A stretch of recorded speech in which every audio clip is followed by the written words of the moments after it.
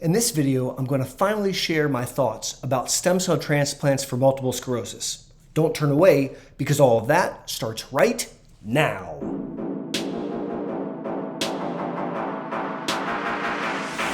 Hey! Howdy! Thanks for learning about MS with me, Boster. In this video, I'll be discussing a topic that has been gaining momentum over the last several years. HSCT, or Hematopoietic Stem Cell Transplantation for multiple sclerosis. If you or someone you love is impacted by MS and you want to up your game, start right now by clicking that subscribe button and ringing that bell so that you never miss any of my upcoming content. So let's jump in. HSCT is not a medicine, it's a medical procedure. A procedure which has been used to treat forms of cancer in the past and more recently is being used to treat aggressive autoimmune conditions. There's ongoing and growing research for its use in aggressive forms of multiple sclerosis. In this video, we're going to be specifically talking about aHSCT. That stands for autologous hematopoietic stem cell transplant, where you're transplanting your own stem cells. In a quick nutshell, we first harvest stem cells from someone's blood. Then we remove their immune system with high doses of chemotherapy. Then before they die, we give them back the stem cells that we harvested and we repopulate their immune system. Let's walk through that step by step. Step 1 is referred to as stem cell mobilization. With the first step, we're going to stimulate the human being's bone marrow to make a bunch of hematopoietic stem cells. These are undifferentiated blood cells that can become other blood cells later. We do this by giving a powerful medicine like granulocyte colony stimulating factor, GCSF for short. Step 2 is referred to as stem cell collection. Now that we've stimulated the bone marrow to make a bunch of hematopoietic stem cells, which are now floating around in the blood, we want to collect them. This is done by hooking the human being up to a large machine and filtering the blood. That machine is called an apheresis machine. And by using it, we can harvest all those stem cells that we made, and then we can stick them on ice for later. Step 3 is a little bit scary. It's ablating the immune system. In English, we give the human super high doses of chemotherapeutic agents, chemotherapy, to destroy their immune response. Why is this helpful in MS? Because we believe that MS is an autoimmune condition where the immune system is inappropriately and mistakenly attacking you. In the setting of MS, it's attacking your brain and spinal cord. And so by removing that immune system, we're taking away the autoimmunity, or at least that's the goal. Step 4 is the actual stem cell transplantation. We now take those stem cells that we harvested earlier and we infuse them back into the human being so that they can then repopulate the immune system. Hopefully this time with a healthier immune response that doesn't act so autoimmune in nature. Step 5 is the recovery period. This is a scary and very challenging time for the human being when they're typically kept in isolation in the hospital for weeks to months. During this time, their immune system hasn't fully taken on yet, and if, God forbid, they were to get an infection, they could die. During this time, they need to be kept in a safe hospital environment to give their immune system time to rebuild itself. Step 6 is the long-term follow-up. Stem cell transplantation is not a cure, and it requires follow-up and careful observation. We need to make sure that the person fully recovers from the procedure.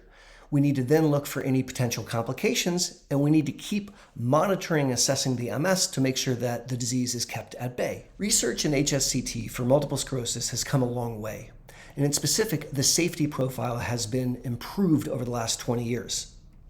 The current studies suggest solid outcomes for people impacted by MS, particularly people with really aggressive disease. Some of the studies boast long periods of time without attacks and without new lesions on MRI. Let's please keep in mind that whereas a stem cell transplant can be effective for someone with very aggressive MS, it is absolutely not for everyone, and it carries very substantial risk, particularly up front. Risk of serious infection and even death is something that we have to grapple with. It also can cause infertility and increases risk of cancer, so this is not a benign procedure. Moreover, it's typically reserved for very aggressive relapsing patients who have broken through multiple different MS disease-modifying therapies. Lastly, the data in progressive MS is so-so, and I don't think that research is as far along as the relapsing data sets. So, with that preamble, what do I think? First, let me share my perspective. I have not had a tremendous lot of experience doing stem cell transplants. When I was a professor at a big university, I participated in a clinical trial called the HOLT trial. And while doing the HOLT trial, we did stem cell transplants on 4 patients. 3 of them had pretty decent outcomes. I have, in clinical practice, received several patients over the years that have had stem cell transplants in other places, either mostly Chicago or in Mexico. And I can share that many of those patients, unfortunately, have gone on to have either new spots on their MRI or they've had attacks. That doesn't mean that the stem cell transplants didn't work, because many of them had extremely aggressive disease before the stem cell transplant, and now their disease seems to be a bit quieter afterwards. Now, in counterpoint to a relatively small experience with stem cell transplantation, I have a lot of personal clinical experience using medicines like alemtuzumab and Cytoxan in my practice.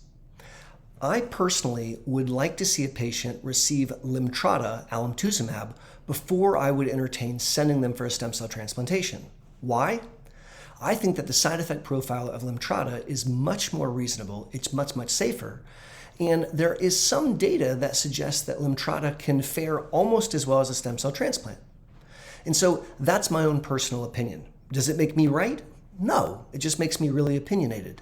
I have had great success using alemtuzumab Limtrada in my practice, and that's where my comfort lies. I would feel much more comfortable there than immediately going to a stem cell transplant. Lastly, I want to give a few words of caution about charlatans, quacks, and also stem cell tourism.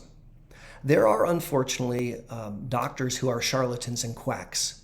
And in the state of Ohio, there are some yahoos that will do a stem cell transplant in their clinic, where they take some fat out of your belly, they go in the back room and they do something, then they come back and they inject it into you and they say you've had a stem cell transplant. Obviously, as I explained in the first part of this video, that is not a hematopoietic stem cell transplant, and it's a great way to lose your money. I do not recommend that at all. Secondly, we have to be very cautious about stem cell tourism.